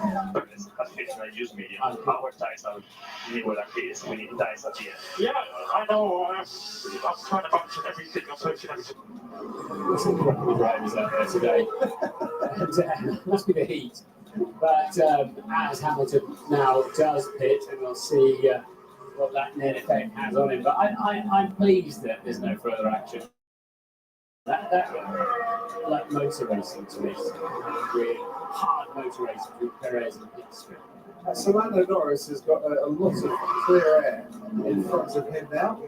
As Hamilton gets dropped off the jacks and back onto the ground as Piastri makes his way through. And Mercedes should be able to pit him and back out into a nice little gap ahead of Charles Leclerc of the Ferrari, who you can just see making his way over the start-finish line to start lap 50 of 70. 20 laps to go in this race. And one driver in the points at the moment who hasn't pitted for a second time is Max Verstappen. And once again, Martin, he has got such a comfortable margin out in front. His pit crew could do the pit stop at half pace, and he's still probably having a 10-second lead. Yeah, he could get out and have a little dance, couldn't he? Get back in again almost. So let's see what if we're going to see a charge back through the field now from Lewis Hamilton, and the first driver who'll be under the pressure will be Oscar Piastri in the McLaren, and obviously Piastri come in for the second time. His second stop, Oscar Piastri was on lap 43. Yeah. So, okay. So that means that Lewis's tyre is about 7 laps younger then. Worth pointing out, as Ted said this as well, box for Max Verstappen. Aston Martin, their pace just has been a bit non-existent in this race. And Ted was saying that we haven't really heard anything from Fernando Alonso. Well, they're behind both Mercedes now, one of which started in 18th. And Mercedes are their nearest competitor in the fight in the Constructors' Championship. It's not particularly been the Silverstone team's best track over the years, but I think they felt it's will be a bit better for them this year, given that it suited some of the characteristics of their car. It just hasn't been there for them this weekend, despite the fact it looks like Alonso and Stroll are going to both pick up points. And here comes our race leader then, Max Verstappen, who wants to bounce a lap after Stroll, and he got to come in for a pit stop. But Ted Brandon, see you go. Well, it's the opportunity for the Red Bull mechanics to do their thing and contribute to Red Bull writing themselves into F1 history. And they've done it brilliantly, Crofty. Yeah, it's just a few more laps now for Max Verstappen, let's say. Red Bull can write themselves into F1 history. If they win this race, that means it's 12 in a row. It's never been done before, Crofty. I know we've said it. I know you've said it. I've said it. Simon said it. Everybody said it. But that will be history, and the mechanics played their part just there. We'll talk to Christian Horner in a moment. Now that the pit stops are out of the way, seems like an opportune time. Obviously, we don't want to jinx anything. Often Martin Rowe or myself say something to the commentary box, and apparently we put a curse on people. That doesn't happen. The drivers and the cars don't listen to us whilst the race is on. But I think now is the time, Martin, to start talking about this 12 in a row. Equaling McLaren's 11 in a row at the start of the season, but adding Abu Dhabi last year into the equation. It's the history-making machine, isn't it? It's mighty, and I'm pleased to be witnessing it. It's a supreme effort. These cars are so complex, and so fast, so powerful, and to keep getting into the end of the Grand Prix, pointing in the right direction with four wheels on board, ahead of all the other brilliant teams, is quite something. Alfa Romeo and Valtteri Bottas were hoping for points today. At the moment, Joe Guan Yu started 5th, is running 17th, Bottas is running 12th. But I wonder if Bottas might put himself up to 11th at the end of this particular straight. Is he going to dive down the inside? He's going to have a little look. He's a few metres short. He almost goes into the crash structure of the Williams. He was that close under braking. He's had to back out a little bit in that corner. Now Albon had to fight another day in 11th place. And whilst a lot of people will say Adrian Newey designs, he's the inspiration, the genius behind what happens at Red Bull, it is very much a team thing. Adrian, is there in his role, Martin, but he is contributing along with a lot of very talented people to the success of their teams. Absolutely. I don't like that graphic above the cars and the highlighted wheels. It annoys me. I wanted to see the car on the track. How do you feel about it? I think it's nice to know the speed that the cars are doing sometimes. It does make that Williams look rather like a stock car, doesn't it? Yeah. But I'm kind of with you. Well, it's Albon, and he's going quite quickly, but not quite as quickly as we are in the car behind. Could get all grumpy, so I wish they put it in miles an hour, but I'm aware there's some other parts of the world where miles an hour is not huge. Furlongs or something. And so Verstappen then is about to smash fastest lap of the race, that currently held by George Russell in a 22.3. And what's it going to be? 21s? Let's have a little look. Faster than that. 20.5. Well, yeah, that's probably the fastest lap. Points to bed, I think, in this race. And Red Bull will have to find another way to keep Max Verstappen away to throw down the checkered flag. I mean, obviously he wants to do. Obviously he's very keen, but it's hot in those cockpits. It's a nice Sunday afternoon. He's in his familiar place, out in front, by a fair margin, on his way to a second consecutive victory, and no one's troubling him today. Norris is behind Joe Guan Yu at the moment, about to lap him, but he just lost a second to Perez. Well, that went by really quick.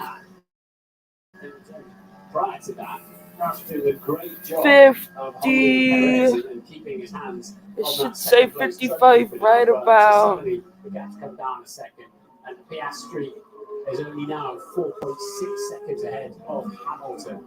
He's going to be under pressure there with those hands coming at him. He's still behind Joe Guan Yu, is Lando Norris. The blue flags are being waved for Joe Guan Yu, and Perez has taken another 4 tenths to the first sector in this latest lap. Norris Should say 55 laps, like maybe right about now. Piastri, striking distance for Lewis Hamilton is going to be in the next 3 laps. Piastri struggling a bit with his lap times still. I'm just looking, he's not really had to be battling through back markers, so I wonder if his pace is for struggles for a different reason. Bottas once again trying to overtake Alex Albon. Nothing doing there whatsoever. The close battles at the moment, this is pretty much it, to be honest. Before Hamilton gets close to Piastri, as we were expecting.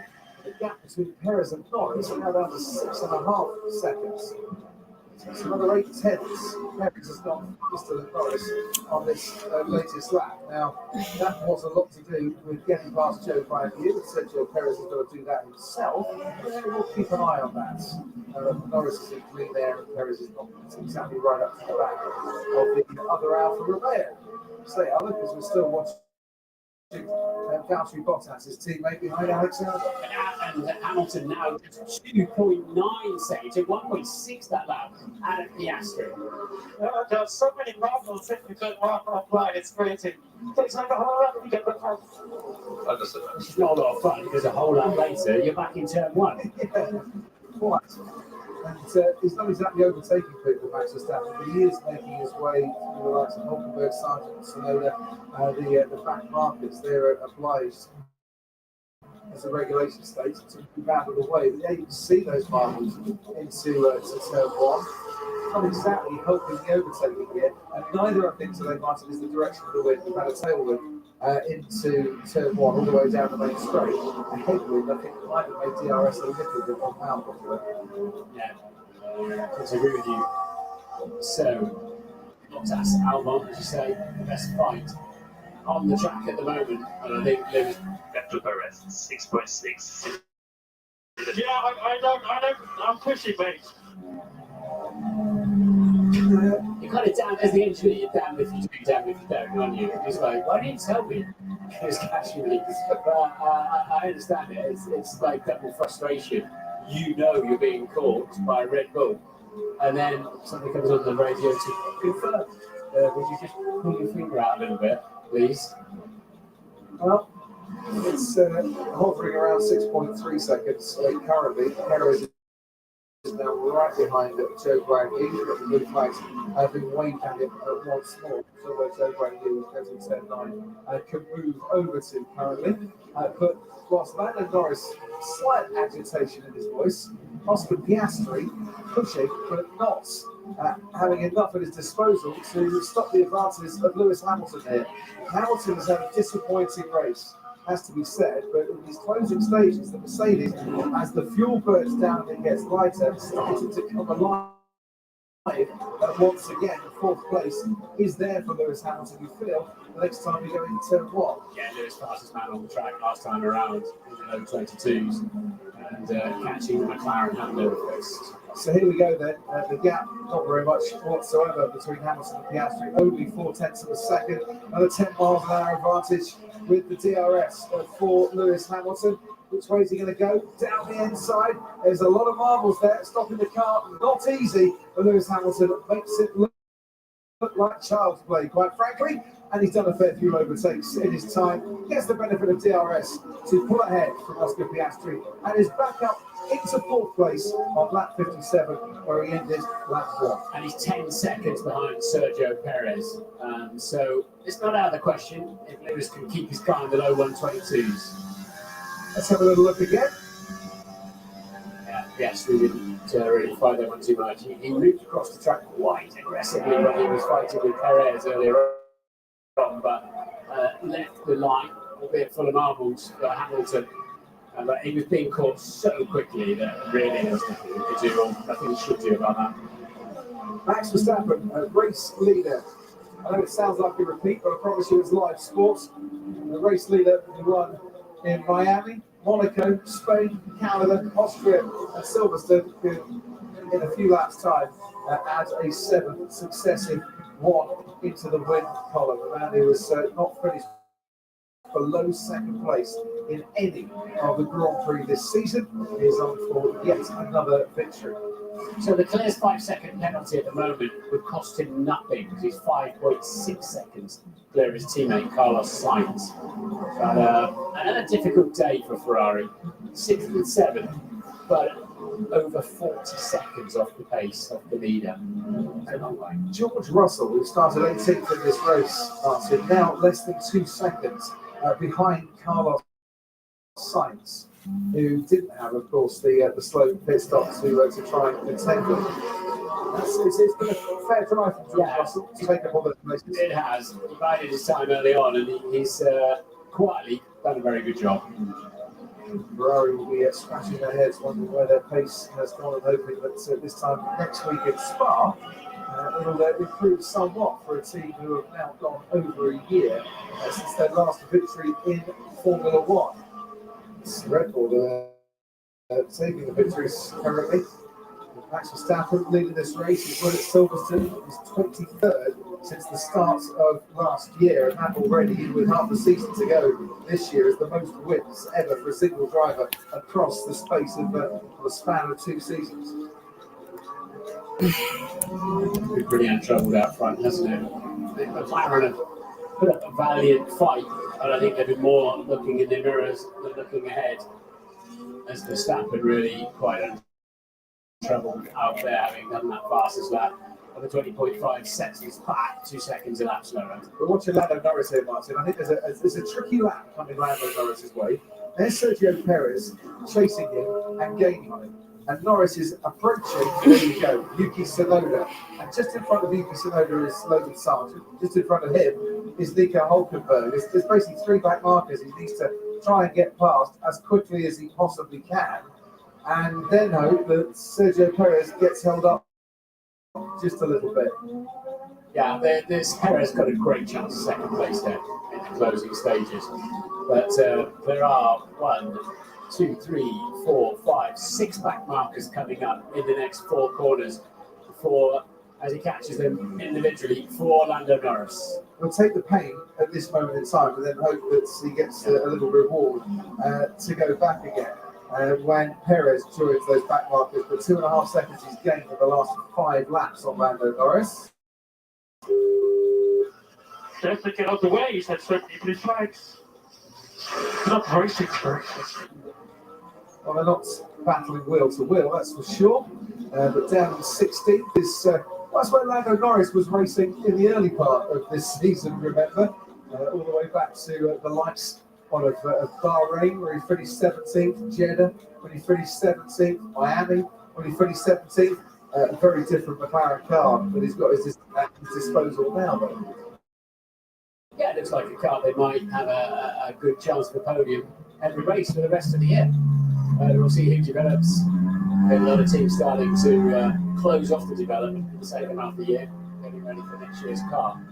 But we're seeing the arms race, aren't we? We're seeing what others have brought to the party in terms of upgrades.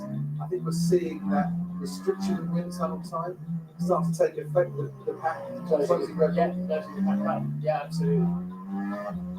We're off. We are still seeing a Red Bull striding out in front.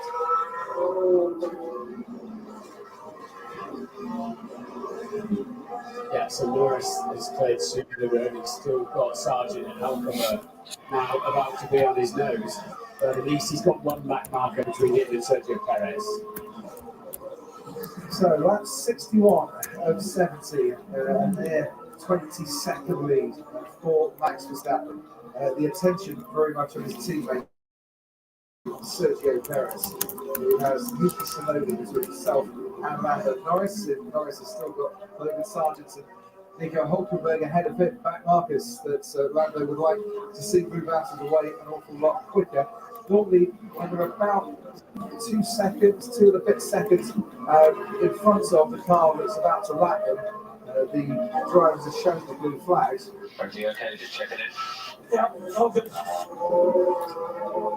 Probably thinking where he's going to go on holiday at the end of the Belgian Grand Prix this time next week. Do I cruise around the bed? Flying holiday to the States? Do I fancy Suffolk? I'm told it's very nice at this time of year, Ted. It is, yes. Look forward to going there myself. Got to go to Scotland first. So, first of all, Crofty, have you been keeping an eye, because I have, on the Charles Leclerc 5-second penalty trap? And well, at the moment, he's got 2 tenths, isn't he? On his team Carlos of an advantage, yeah. Are you smelling a bit of team play there? That they're telling Sainz not to get within. I mean, it doesn't make any difference to the team. Ferrari is still going to score as many points, aren't they? If it's Leclerc, Sainz to Sainz, Leclerc. What I think they have to be careful of is giving any time to Russell. And that's Russell on the charge, on the medium tyre, to try and drop some, pick up some pieces after the Leclerc penalty is added on to the end of the race. Just a quick one on Alex Albon and Valtteri Bottas. This has been a sort of stint-long battle. Bottas has been pressuring Albon, but we're seeing another one, maybe not cited, because it's for P11. And Lance Stroll is the last box play position at the moment in P10. But Bottas can't seem to get past Alex Albon doing another great defensive drive. Yeah, he certainly is. So with every race, Alex Albon seems to improve his standing, doesn't he? And he's maturing and developing into a fine driver that Williams are very pleased to have on their books. So Logan Sargent, the other Williams, in between Norris and Perez, and the gap around about 3.6 seconds. I wouldn't say time is running out, but Perez does need to start to close that gap a little bit more, get past these back markers sharpish. Indeed. Daniel Ricciardo started 13th, fell to 18th in the first corner incident, back up to 13th.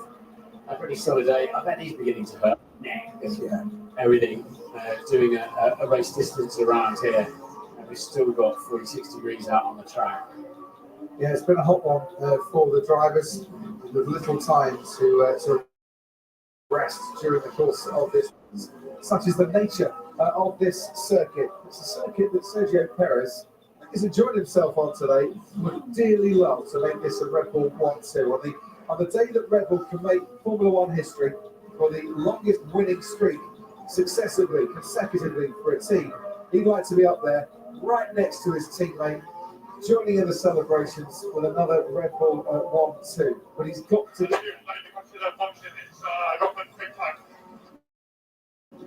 We're guaranteed to lose position if we do that.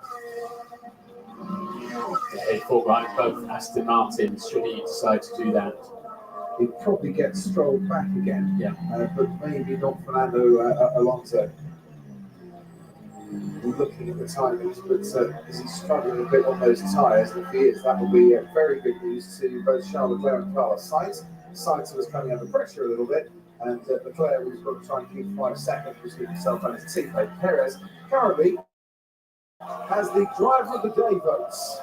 That man there probably has dad of the day votes from his son, who seems to be enjoying himself rather a lot, and why not? In this phase, you'd have to say Norris is now doing enough to keep second place. Perez's charge is sort of ground out a little bit. He's never taken consecutive podiums in his Formula One career, has Lando Norris. He's looking at a good bet as it stands. Even lapping back markers seems problematic here this year. George Russell, I'm just thinking about pitting. So I get the feeling that was a bit of a bluff, potential double bluff coming from George Russell. Because as you can see, there is a Ferrari of Carlos Sainz right in front of him, and Russell's pace in the last couple of laps has really picked up. It has. And if he can clear Sainz, put a couple of 3 really strong laps in, he might be able to pass Leclerc with his 5-second penalty as well. Absolutely. Certainly Charles Leclerc is not gaining on Oscar Piastri much. There is still time for Russell to make Ferrari's day even more dismal. Dare say it needs an overtake at the end of the next lap if he could possibly manage it. This is just woken Carlos Sainz up a little bit. Not that he was nodding off or falling asleep, but just a few things to think about in these closing stages. Gained 1.1 seconds over the past 3 laps since he was thinking about boxing again. George Russell hitting once more. And he is right on the tail here. He's taking a wide line, I think, to get out of the slipstream of the Ferrari. It's really working for him. That was brilliant down the final corner. And George Russell, well, the straight is not even halfway done by the time he's got past Carlos Sainz. He's up into 7th place. It was like a slingshot out of that final turn. Come on, Georgie boy. Pedal to the metal. You could take 6th place yet with Leclerc's 5-second penalty to be added on. There's 5 laps to go. I said this about 10 laps ago, Martin. When the fuel's burnt down, the Mercedes just comes alive again. Yeah, so it was quite interesting. Both turns 13 and 14, George ran what looked like intentionally wide, and that meant he wasn't in the turbulent air of the Ferrari, just picking up grip. Wow, George Russell on the charge then, and already quicker than Charles Leclerc by about 4/10 in the part of this lap.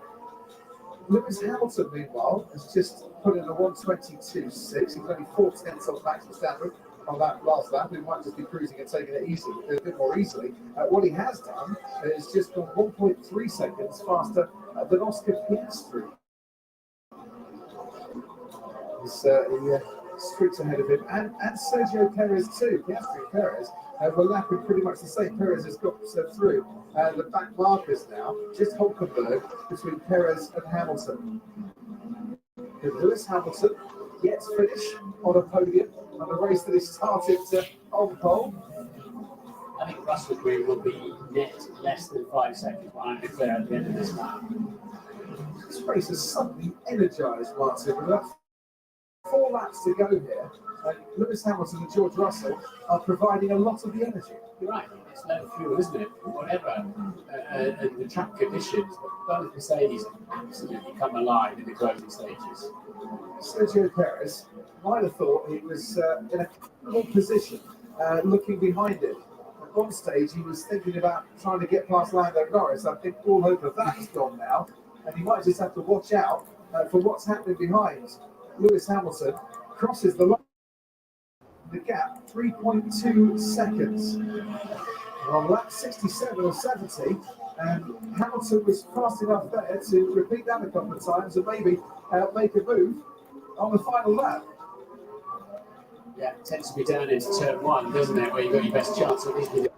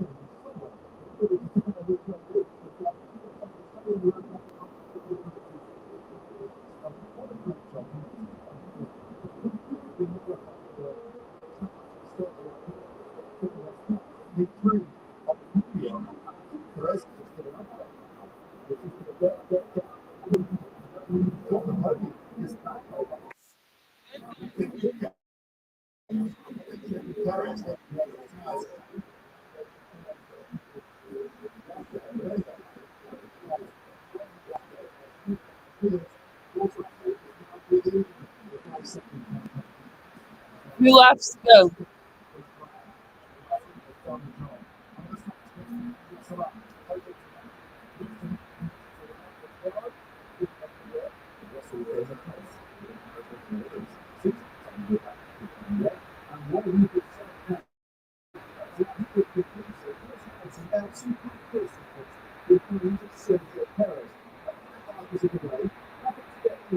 Particular score. There it is. Perez. He's on a quality like that.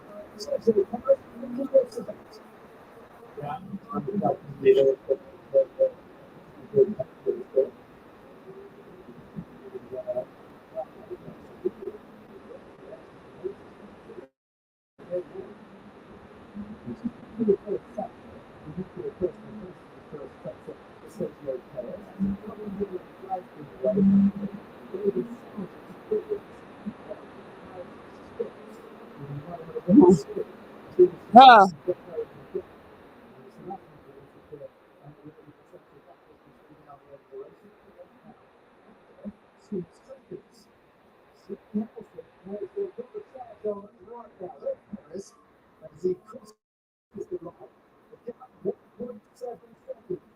Lewis Hamilton.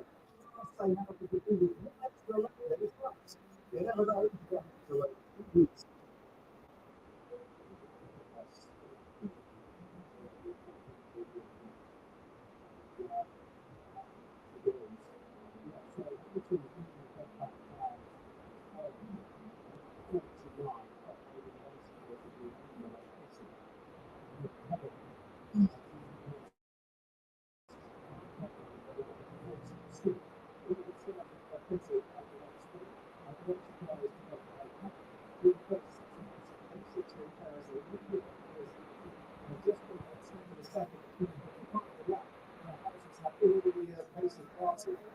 over that particular record. Max Verstappen started the final lap of the record, is out of this race. There is Lando Norris, hitting up Sergio Perez, right behind him.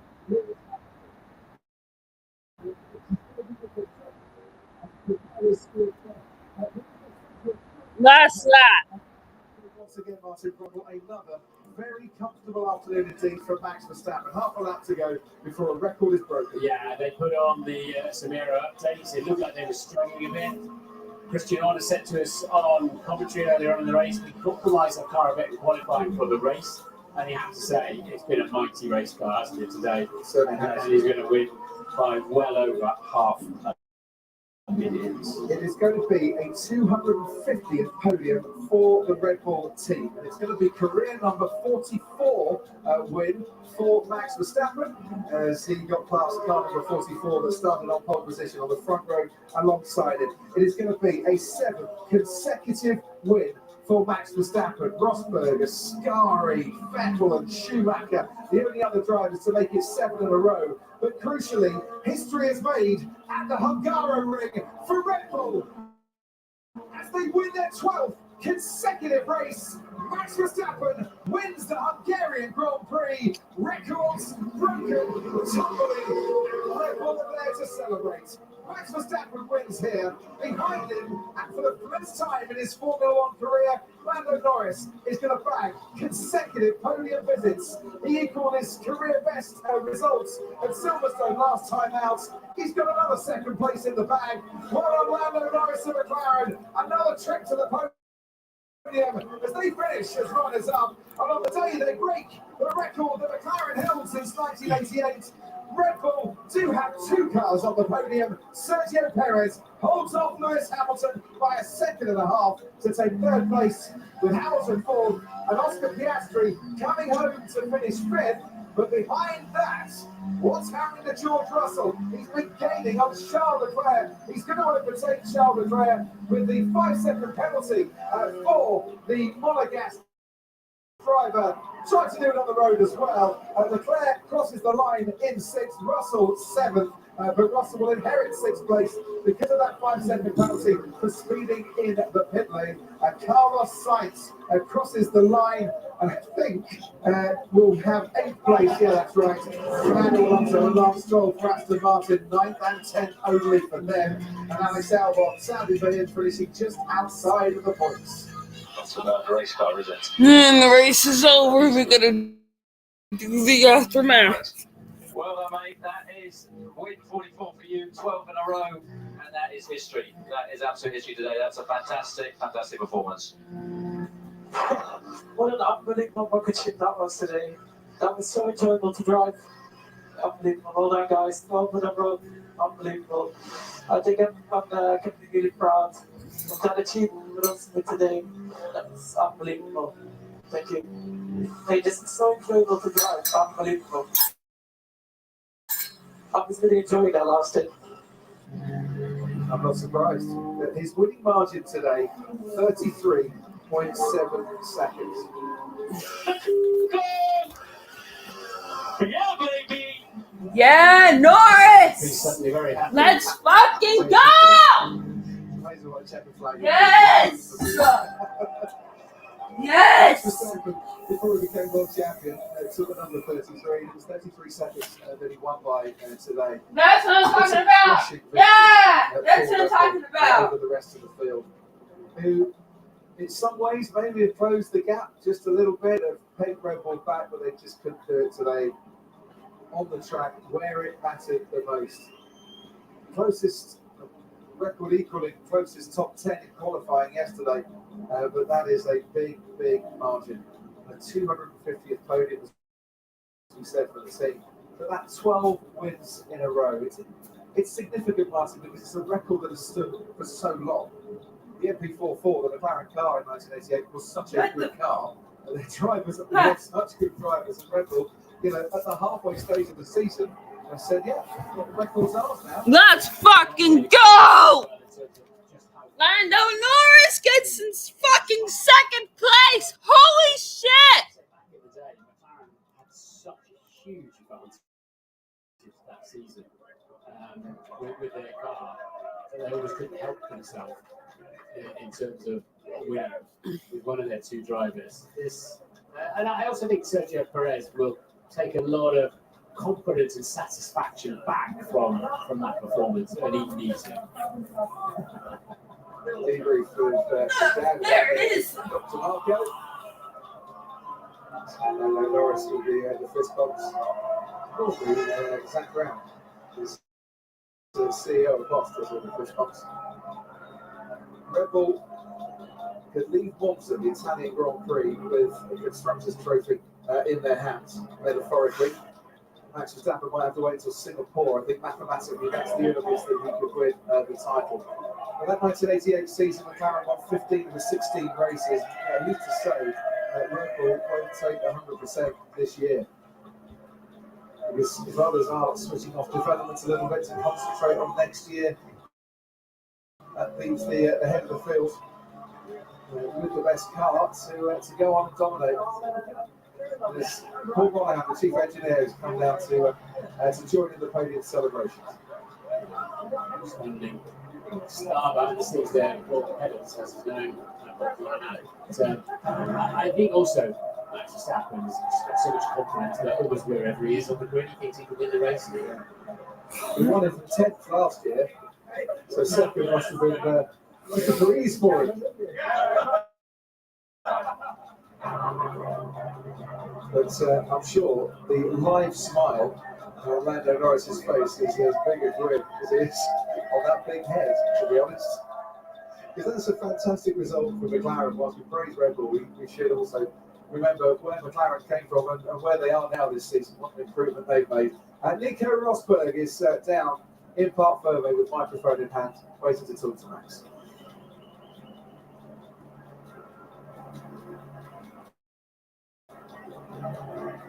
Checo, what a phenomenal recovery that was, and what a pace you had there. Are you happy with that? Yeah, we got close to P2. Unfortunately, we got through a lot of black markers. So the track was unbelievable dirty offline. So in the last laps, I had some pickup going through the black markers, and then that meant that I lost a few seconds. And then I recovered towards the end, but it was just too late. But anyway, I think overall it was a great strategy by the team, and we managed to have an excellent result.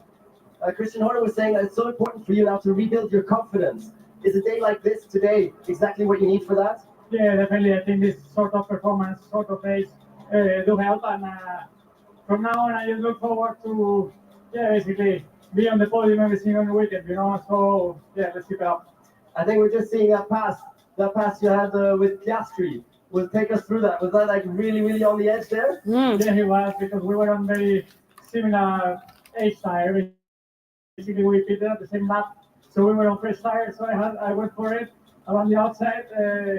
We touched into turn 1 and then into turn 2. We touched again, so it was a little bit close, but hard racing also. Okay, congratulations for such a great job today. Thank you.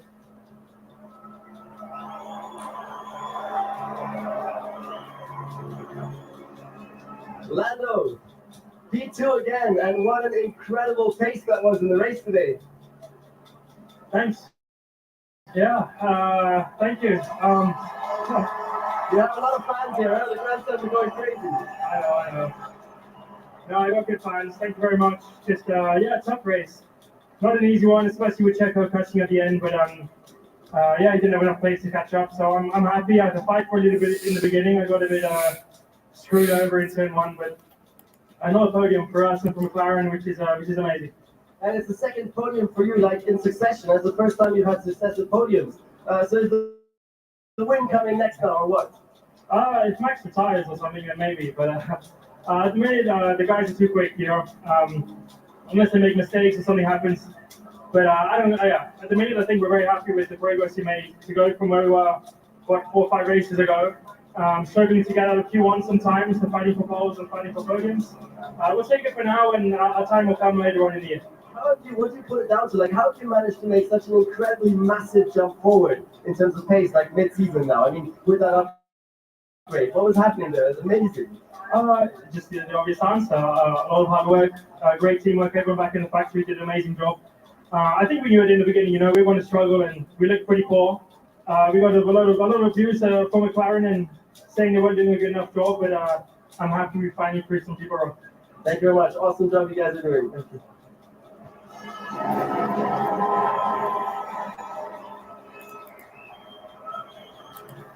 Max, congratulations! Yet another win. Take us through that start from the 30 side. I mean, that was incredible. Yeah, we had a really good start. So very happy with that. We've been working on that quite a bit to try and really get the good bite. And yeah, then I knew, of course, when I had the inside that that corner was mine. So we can see it here, and you run Lewis out a little bit wide, right, just to make sure that you hold position. Yeah, it was just late on the brakes. Heavy car. So luckily it all worked out well, and basically from there on, I could my race. And I'm hungry. Really, really quick. Yeah, you've been complaining about the car balance, the slippery and sliding all the time. You said all weekend, but today you're happy. Yeah, I think over one lap this weekend it was a bit of a struggle, but maybe it was probably a good thing for today. So yeah, the car was good on any tire. We could look after the tire wear, and basically that's why we could create such a big gap. I have to take you through the statistics. I mean, it's 12 wins in a row now for Red Bull, yeah? Beating a historic record from McLaren. And also you, 7 wins in a row. You're nearing the historic record from Sebastian Vettel, huh? Yeah. 9 wins. I got 7, so we realize all that. Yeah, exactly. So stop here, please. But do you care about the statistics? Yeah, I mean, for the team, 12 wins in a row, it's just incredible. What we've been going through the last 2 years is unbelievable, and hopefully, we can keep this momentum going for a long time. And also, just to work with the whole team is always very enjoyable. Of course, it's always good to look into, like yesterday, for example, to keep pushing, always wanting to do better. But then a day like today is just perfect. I can judge it very well, and you're doing the most incredible job. So congratulations, and enjoy watching that level. Thank you. Stop here, please. Nico Rosberg, I think, speaking on behalf of all those who both support Max Verstappen, Red Bull, who just want a bit of variety. So, Simon Martin, it's his 9th win of the season. And we're at the halfway stage. I know. I mean, it really looked, didn't it? As with the Mercedes looking strong, and the McLaren looking good, and they're on those fresh tyres. And at least somebody else might these Grand Prix for a while, but it wasn't to be, and then just took off and disappeared into a different postcode. Basically, did Max Verstappen today, and he did it with comfort, and he did it thoroughly enjoying his racing car. I wonder why he's super max. Winning margin, the 33.31 seconds since Lewis Hamilton won the Russian Grand Prix in 2021. It's as comfortable as your favourite old pair of slippers for Max Verstappen today, although I'm sure slightly hotter in the cockpit. I'm sure that the race certainly, and I'm sure the mechanics are feeling the heat down in Park Ferme. It's still 30 degrees here. I turned when it was stop. So now we're going to you cut back. I was like, what's the so let's say we're going to the list. Easier.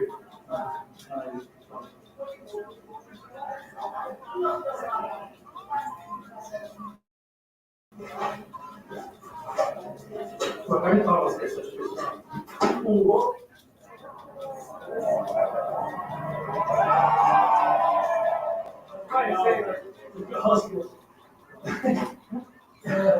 Is it? Thank you very much. But the grip was low in general.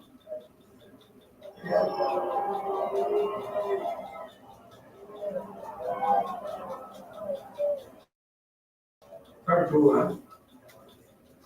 Yeah. Look at how much feedback I got. Yeah, it's the one on the inside. The marbles are really bad.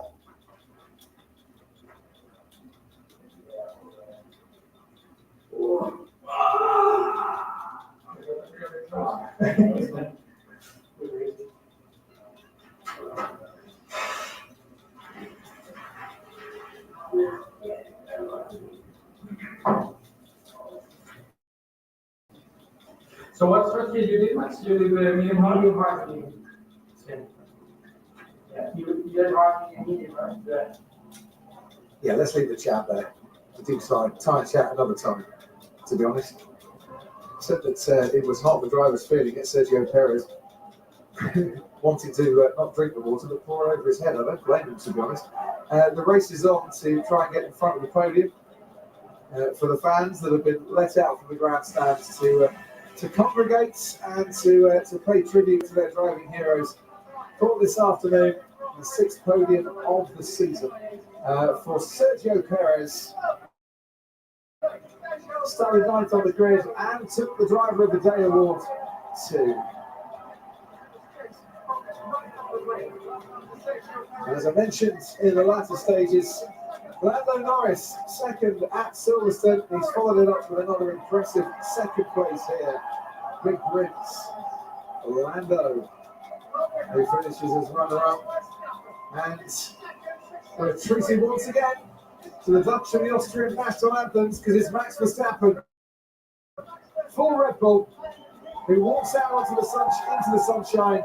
7 consecutive race wins for driver, 12 consecutive race wins for his team.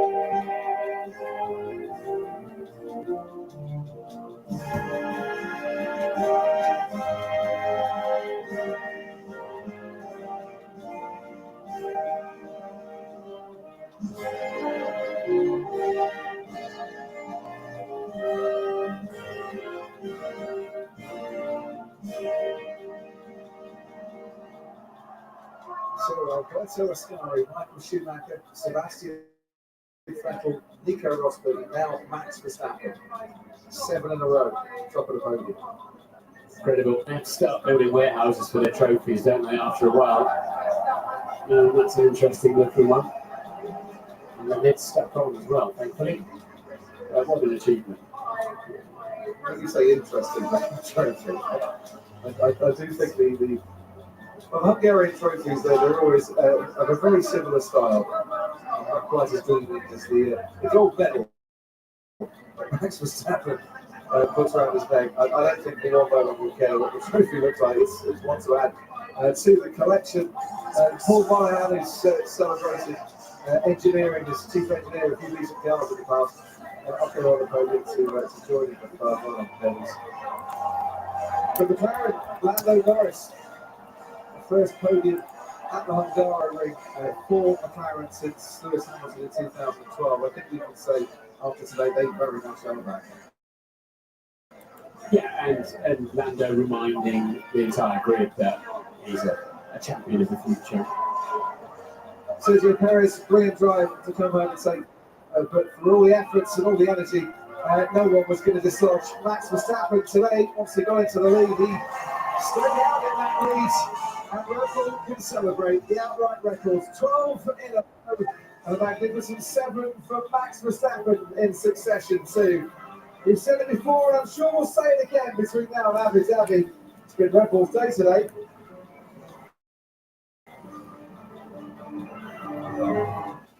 Hey, I'm Nicole Briscoe, and thank you for watching Formula One on ESPN. Our coverage is presented exclusively by Mercedes-Benz. You can catch post-race. Well, guys, that is going to be it for this F1 race reaction. And I will see you all I'll see you guys in the next one, which is going to be on July 30th. And I hope you all have a wonderful day, and I'll see you guys next week. And have a good rest of your day.